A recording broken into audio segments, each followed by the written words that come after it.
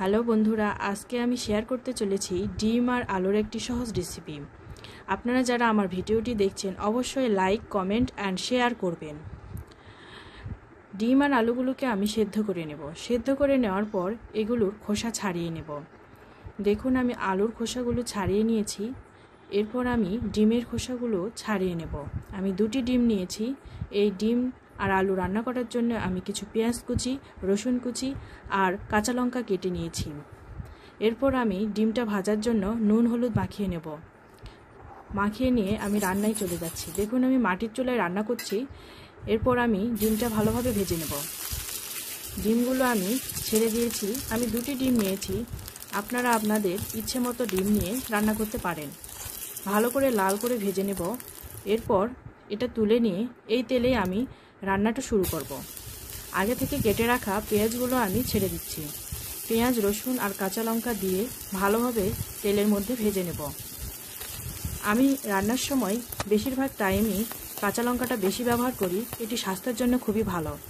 এরপর আমি হলুদ অ্যাড করে দেব। হলুদটা দিয়ে একটু ভেজে নেব, কারণ হলুদের যে কাঁচা গন্ধটা ভেজে নেওয়ার কারণে আর থাকবে না। এরপর আলু অ্যাড করে দিব।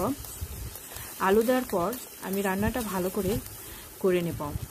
একটু রান্না করে নিয়ে আলুগুলো দেখবেন সুন্দর কালার এসেছে। আমার রান্না করা হয়েছে। এরপর আমি লবণ অ্যাড করে দিব। আপনাদের স্বাদ মতো আপনারা তরকারিতে লবণ দেবেন।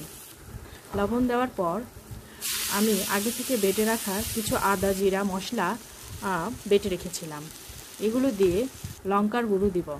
লঙ্কার গুঁড়ো দেওয়ার পর একটু জল অ্যাড করে দিচ্ছি।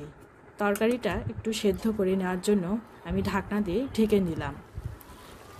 দেখুন, আমার ঢাকনাটা খোলার পর তরকারিটার কালারটা খুবই সুন্দর এসেছে। এভাবে নেড়েচেড়ে রান্না করতে হবে। তার কারণ হচ্ছে এটা আলু নিচে লেগে যেতে পারে। আস্তে আস্তে আমি কষিয়ে নেব। আলুটা ভালোভাবে কষিয়ে নিতে হবে, তাহলে রান্নাটা ভালো হবে। এরপর আমি জল অ্যাড করে দেব। জলটা দিয়ে দিচ্ছি। দেখুন, আমি এটা ঝোলের জন্য দিলাম। আপনারাও দিয়ে দিবেন, যেরকম যে ঝোল খায় সেরকম।